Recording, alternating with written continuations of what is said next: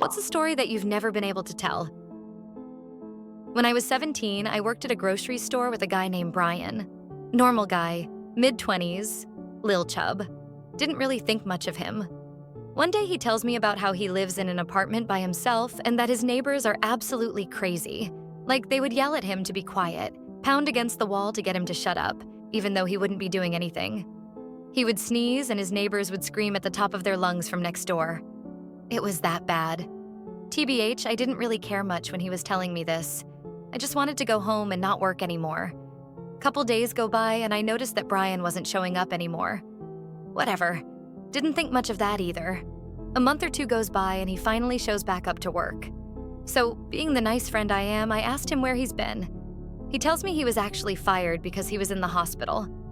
I didn't think that was a valid reason to fire someone, but what do I know? I didn't comment on that. I asked him why he was in the hospital and he told me it was for personal reasons.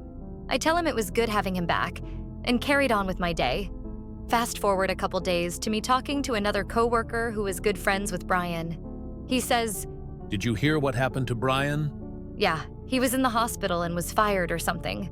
Do you know why, though? No, he said it was personal. So this is what happened a couple months ago before Brian disappeared.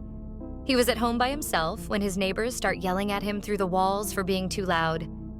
Brian, telling himself, I've had enough, decides to call the police and have them deal with it. The police arrived and started talking to the neighbors for quite some time. Hours go by with the police and neighbors. So he calls the police again to ask what's taking so long. The police respond with, we left like an hour and a half ago.